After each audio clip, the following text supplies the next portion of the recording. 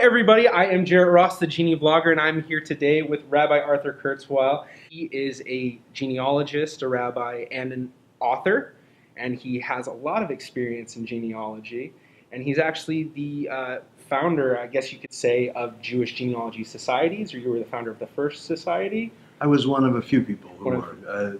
There were a number of us who somehow or other met in different circumstances and realized at the same time that we were all interested in one way or another in Jewish research and Jewish genealogy. And then the idea came, let's form a group and see if we can teach others how to do it and bring people together. And so it was Dr. Neil Rosenstein who wrote a series of books called The Unbroken Chain, a massive study of rabbinic genealogy. So he was there, and the late Steve Siegel, who was a close friend of mine, he was there. He was the archivist at the 92nd Street Y and very involved in the New York Jewish Historical Society. And there were a few others as well who had some connection to Jewish genealogy, and we sent out an invitation, and we met at Neil Rosenstein's home, and we established the first Jewish Genealogical Society, hardly thinking that X number of years later there would be dozens of Jewish genealogy societies around the world, and to mention the large gathering once every summer where hundreds and hundreds of people come together. It's quite extraordinary. And we never thought that was going to happen, but it did, and we're very proud of it. Yeah, something that I've experienced firsthand. I've been to the IAJGS. I'm part of the Triangle Jewish Genealogy Society, so it's wonderful to be able to meet and talk to the man who was part of getting that all kind of started. You know, once that first society started, I've been on the lecture circuit for years and years, so I've spoken at lots of synagogues and Jewish community centers and college campuses talking about genealogy. So a number of the Jewish genealogical societies around the country were formed after I gave a talk.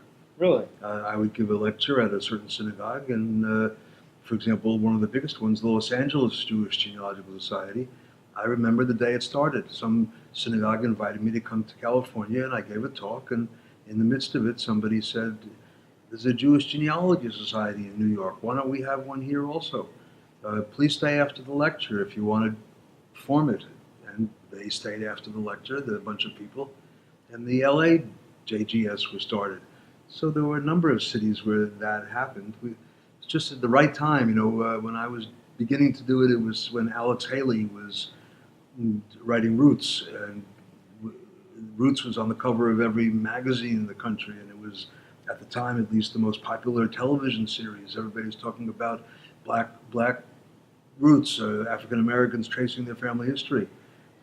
So while the newspapers and magazines were reporting on this, I was the guy who was doing Jewish genealogy. So I got a lot of publicity, and then I got a book contract to write this book from generation to generation, and it just kept going and going because we always thought there were no more records, that it was all destroyed. Yeah. And we found out, well, that's not true.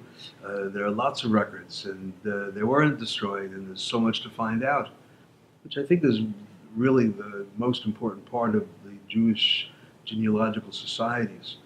If somebody wants to get involved with how do you trace your family, well, you can read a book that I wrote that somebody else wrote, but there's nothing like going to a group and seeing real live people with excitement and the discoveries they've made and the ways and means in which they've done their research. So the blossoming of the Jewish genealogical societies, increased things exponentially. Because people are sharing things and discovering things, and one person says, "Oh, I was at this archives," or "I found this photograph," or "I did the research this way or that way." So we've been pooling our information for so long that we're really able as Jews to make some pretty significant discoveries about our family history. Now, have you had any personal benefits from creating the Jewish Genealogy Society? Have you found something that you may have not found otherwise without being part of that? I'm trying to think. What comes to mind immediately is something that grew out of the Jewish genealogical societies, and that is the website Jewish Gen. Gen, G-E-N, the first three letters of genealogy, jewishgen.org, is cyberspace headquarters for Jewish genealogy, and they have gathered so many records that, once again, we never dreamed that these records would exist, but they came out of this increased excitement and energy and work to how do we find these things. And today you can go on jewishgen.org and spend a lifetime there, just going through all of the records. Who would have ever dreamed there would be birth, marriage, death records going back to the early 1800s, late 1700s for these little towns in Poland and Ukraine.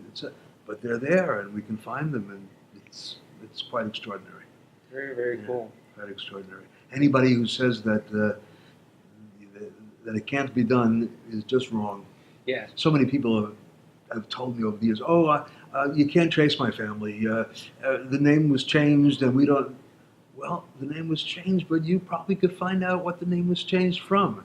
And we don't know what town they came from in Poland. Well, you could probably find out where that town is from, because the citizenship papers and the passenger lists that are in the National Archives and elsewhere, they will tell you these little pieces of information. Even somebody was earlier today mentioned a town, he couldn't pronounce it, but he said Przemysl.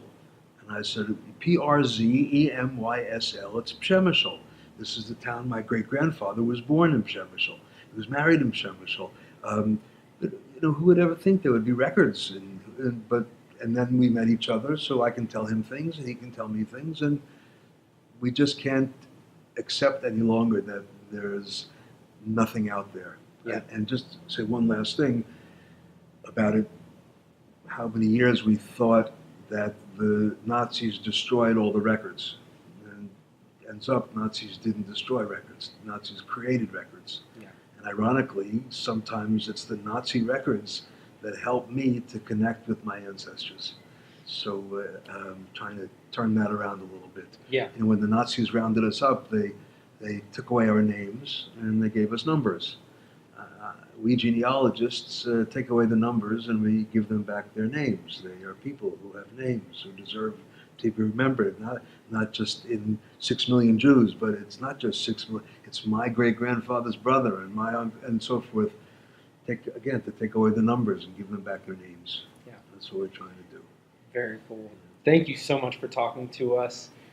Wonderful to have you here at the Alliance Community Reboot talking today. I'm going to have a little clip of that in here for the folks to see.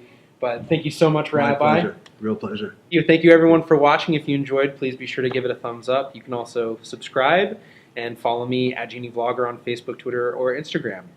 I'm the GeneaVlogger. I'm out.